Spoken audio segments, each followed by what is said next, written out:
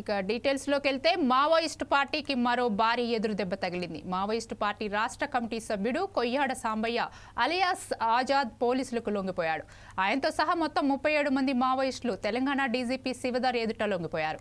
ఈ మేరకు వీరి లొంగుబాటులో హైదరాబాద్ డీజీపీ మీడియా సమావేశం ఏర్పాటు చేసి అధికారికంగా ప్రకటించారు. లొంగిపోయిన వారిలో 3 రాష్ట్ర కమిటీ సభ్యులు ఉన్నారని డీజీపీ తెలిపారు. లొంగుబాటు సందర్భంగా తమ వద్ద ఉన్న ఆయుధాలను మావోయిస్టులు పోలీసులకు అప్పగించారు.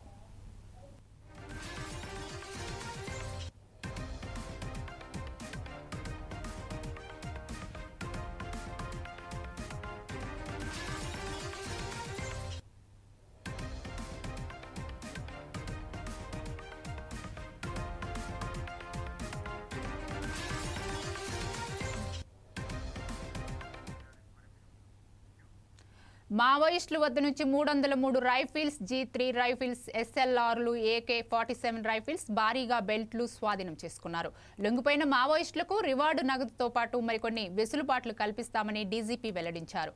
3 రాష్ట్ర కమిటీ సభ్యులు Koyyala Sambaiah alias Azad, Narayana alias Ramesh, Somda alias Erra ఉన్నట్లు డీజీపీ వెల్లడించారు. మిగతా 34 మంది మావోయిస్టులంతా ఛత్తీస్గఢ్కు చెందినవారని తెలిపారు. తెలంగాణలో మిగిలింది 59 మంది మావోయిస్టులేనని, వారు కూడా లొంగిపోవాలని డీజీపీ కోరారు.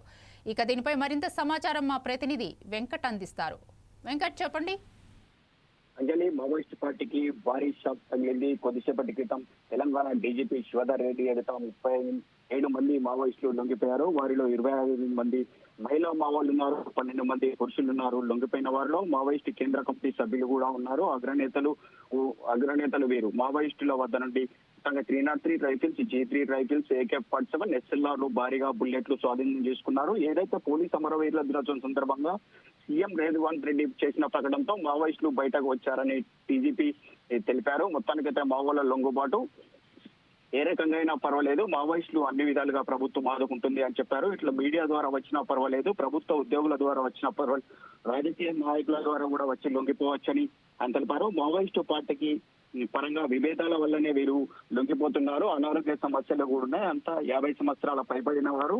60 మొత్తానికైతే మావోయిస్టు యుద్ధంలో 30 ఏళ్లుగా ఉన్నారు. ములుగు జిల్లాకు చెందిన ఆజాద్ మీద 20 లక్షల రివార్డు ఉంది. అప్పాచి నారాయణ మీద 20 లక్షల రివార్డు ఉంది.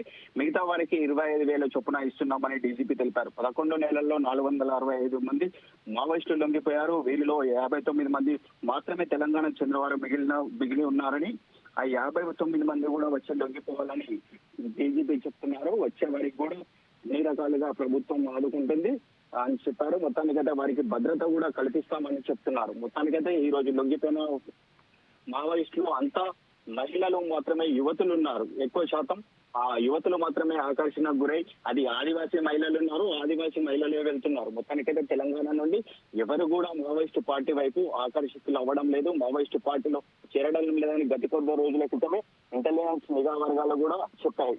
మొత్తానికైతే అది చూసుకున్నట్లయితే వాస్తవమైన తెలుస్తుంది. మొత్తానికైతే మావోయిస్టు పార్టీలో ఎవరైతే ఉన్నారో సీనియర్లంతా అంతా 60 ఏళ్ళకి పైబడిన వారే ఉన్నారు. వారంతా తీవ్ర అనారోగ్యంతో బాధపడుతున్నట్లు తెలుస్తుంది. మొత్తానికైతే ఈ రోజు లొంగిపోయినటువంటి వారు కూడా ఏదైతే కొయ్యాడ సాంబయ్య ఉన్నారో అతను ప్రస్తుతం ఉన్న పరిస్థితులను బట్టి లొంగిపోయాను అని చెప్పడం జరిగింది. స్టేట్ కమిటీ మెంబర్ దామోదర్ కూడా లొంగిపోవాలని కోరుతున్నారు. మొత్తానికైతే పార్టీకి చెప్పే మేము సరెండర్ అయ్యామని చెప్పారు. అప్పాజీ మాత్రం ఆయన అనారోగ్య పరిస్థితుల్లో బాగాలేకుండా భవిష్యత్తు కోసం లొంగిపోయానని చెప్పారు. మొత్తానికైతే మావోయిస్టులు మిగతా వాళ్ళు కూడా లొంగిపోవాలని వారు పిలుపునిచ్చారు.